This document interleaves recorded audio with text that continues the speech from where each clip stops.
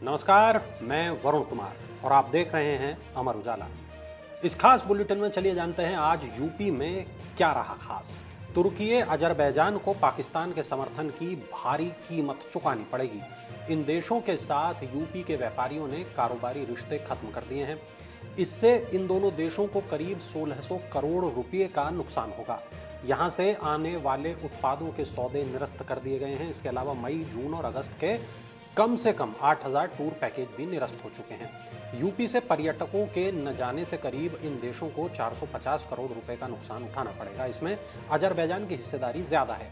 UP में तुर्की के सेब, सूखे मेवे, कालीन, सिल्क, लिनिन और खास मसालों का करीब 1000 करोड़ रुपए का बाजार है। वहीं अजरबैजान की चाय, कॉफी और सिरेमिक का बाजार भी यूपी है।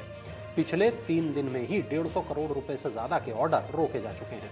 पीलीभीत जिले में नेपाल सीमा से सटे इलाकों में धर्मांतरण कराने का रैकेट सक्रिय है। इसको लेकर बड़ा खुलासा हुआ है। All India Sikh Punjabi welfare council के मुताबिक बीते कुछ ही समय में करीब 3000 सिख धर्मांतरण कर ईसाई बन चुके हैं। ऐसे 160 परिवारों की सूची डीएमएसपी को सौंपी गई है। भारत नेपाल सीमा के गांवों के करीब 3000 सिखों का पिछले कुछ समय में धर्मांतरण कराया जा चुका है। धर्मांतरण कराने वाले नेपाली पादरी क्षेत्र में बेहद सक्रिय हैं। ये जानकारी all India Sikh Punjabi welfare council के प्रदेश अध्यक्ष और लखनऊ गुरुद्वारा प्रबंध कमेटी के कार्यवाहक अध्यक्ष हरपाल सिंह जग्गी ने दी। उन्होंने कहा कि लालच देकर जबरन सिखों का धर्मांतरण कराया गया है। पहलगाम आतंकी हमले के बाद शुरू हुए ऑपरेशन सिंदूर के दौरान पाकिस्तान का सहयोग करने पर अलीगढ़ मुस्लिम विश्वविद्यालय ने तुर्की के साथ अपने सभी शैक्षिक संबंध खत्म कर दिए हैं। अब एएमयू का तुर्की के किसी भी विश्वविद्यालय के साथ कोई संबंध नहीं रहेगा। विश्वविद्यालय प्रशासन ने मंत्रणा के बाद शुक्रवार को इसका ऐलान किया। अभी तक एएमयू का तुर्की के साथ पुराना शैक्षिक संबंध रहा है, जो विभिन्न शैक्षणिक आदान प्रदान कार्यक्रमों से स्पष्ट होता है। बीते कुछ सालों में भारत तुर्की के संबंधों पर केंद्रित सम्मेलन और कई संयुक्त शोध भी कराए गए हैं। समय समय पर एएमयू ने अपने परिसर में तुर्की के शोध विद्वानों और छात्रों की मेहमान नवाजी भी की है, लेकिन अब ये सिलसिला खत्म हो गया है। प्रदेश भीषण गर्मी से तप रहा है। शुक्रवार को कई जिलों में अधिकतम तापमान 45 डिग्री के पार चला गया। 46.2 डिग्री सेल्सियस के साथ बांदा देश भर में सबसे गर्म रहा। वहीं मौसम विभाग के मुताबिक शनिवार को दक्षिणी यूपी, बुंदेलखंड के साथ ही आगरा और अलीगढ़ क्षेत्र में गर्मी और लू का प्रकोप और बढ़ने की आशंका है। इसके अलावा शुक्रवार को बहराइच, बलरामपुर में बूंदाबांदी भी हुई थी। शनिवार के लिए मौसम विभाग ने प्रदेश के पूर्वी, दक्षिणी और बुंदेलखंड के 22 जिलों के लिए लू की चेतावनी जारी की है। तराई के 8 जिलों में बूंदाबांदी की संभावना है। एसटीएफ ने चित्रकूट में फर्जी सिम रैकेट का गुरुवार को भंडाफोड़ किया। 6 लोगों को गिरफ्तार किया।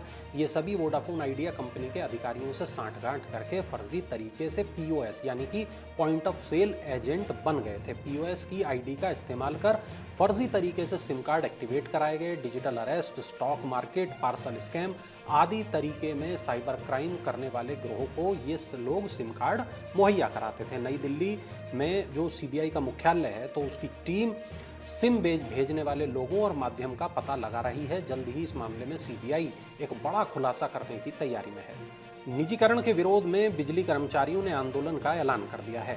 कर्मचारी 29 मई से अनिश्चितकालीन कार्य बहिष्कार शुरू करने जा रहे हैं। दूसरी तरफ पावर कॉरपोरेशन प्रबंधन की ओर से कार्य बहिष्कार से निपटने की पुख्ता तैयारी की गई है।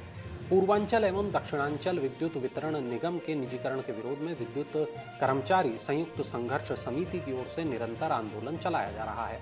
शुक्रवार को भी बिजली कर्मचारियों का आंदोलन जारी रहा।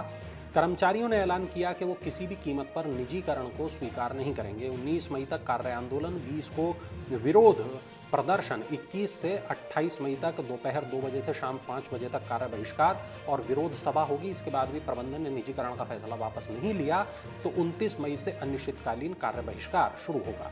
यूपी के सीतापुर से कांग्रेस सांसद राकेश राठौर पर दुष्कर्म के आरोप में शुक्रवार को एमपी एमएलए कोर्ट में सुनवाई हुई। कोर्ट ने सांसद पर आरोप तय कर दिए हैं। सुनवाई के लिए अगली तारीख 28 मई नियत की गई है। इस दिन पीड़िता की गवाही कोर्ट में होगी। 17 जनवरी को एक महिला ने सांसद राकेश राठौर पर दुष्कर्म का आरोप लगाया था। पुलिस ने केस दर्ज कर सांसद को गिरफ्तार भी किया था। सांसद ने निचली अदालत में अग्रिम जमानत के लिए याचिका दायर की, लेकिन कोर्ट ने अग्रिम जमानत याचिका को खारिज कर दिया था। बाद में हाईकोर्ट ने सांसद को जमानत दी थी। उत्तर प्रदेश में हर विधानसभा क्षेत्र में 20 से 25 करोड़ रुपए की लागत से सड़कें बनाई जाएंगी। जनप्रतिनिधियों से मिले प्रस्तावों को पीडब्ल्यूडी अपनी कार्य योजना में शामिल कर रहा है। हालांकि इन प्रस्तावों की उपयोगिता का पहले तकनीकी परीक्षण भी होगा। यूपी पीडब्ल्यूडी का करीब 3 लाख किलोमीटर लंबा रोड नेटवर्क है। हर साल 30-32 हजार करोड़ रुपए का विभाग का बजट रहता है। चालू वित्त वर्ष में इस तरह से कार्य योजना तैयार हो रही है कि सभी जिलों और विधानसभा क्षेत्रों में एक समान रूप से विकास हो सके। इसलिए सभी विधायकों से सड़क निर्माण, विशेष मरम्मत और मरम्मत के प्रस्ताव ले लिए गए हैं। बरेली में दरगाह आला हजरत स्थित जामिया रजविया मंजूरी इस्लामी की उलमा और मुफ्ती ए इकराम की शुक्रवार को बैठक हुई। इसमें दरगाह आला हजरत के प्रमुख मौलाना सुभान रजा खान सुबहानी मियाँ और सज्जादा नशीन मुफ्ती अहसन मियाँ की ओर से मुस्लिम नौजवानों को पैगाम जारी किया गया, जिसमें कहा गया कि मुस्लिम नौजवान पाकिस्तान से संबंधित कोई भी सामग्री और पोस्ट को सोशल मीडिया पर शेयर ना करें। मुफ्ती मोहम्मद सलीम बरेलवी ने कहा कि मुल्क से मोहब्बत और वफादारी हमारा मजहबी और संवैधानिक जिम्मेदारी है। इलाहाबाद हाई कोर्ट की लखनऊ पीठ में शुक्रवार को बहराइच में मसूद गाजी की दरगाह पर लगने वाले मेले की याचिका पर सुनवाई हुई। मेला प्रबंध समिति को फिलहाल हाईकोर्ट से भी राहत नहीं मिली है। अब इस मामले में कोर्ट ने अगली सुनवाई की तिथि 19 मई तय की है। सुनवाई के दौरान याचियों की ओर से कहा गया कि दरगाह पर लगने वाला ज्येष्ठ मेला 18 मई से शुरू होना है, इसलिए मामले की सुनवाई जल्द की जाए। इस पर कोर्ट ने याचियों की अर्जी मुख्य न्यायमूर्ति को देने की अनुमति दी है। दरगाह शरीफ प्रबंध समिति की ओर से चेयरमैन समेत 6 लोगों ने याचिका दाखिल की है। तो ये थी उत्तर प्रदेश की तमाम बड़ी खबरें। देश और दुनिया की तमाम छोटी बड़ी खबरों के लिए देखते रहिए अमर उजाला और पढ़ते रहिए amarujala.com। अगर आप ये वीडियो YouTube पर देख रहे हैं तो हमारे चैनल को सब्सक्राइब करें और बेल आइकन को दबाना ना भूलें। अगर आप Facebook पर ये वीडियो देख रहे हैं तो हमारे पेज को लाइक करें।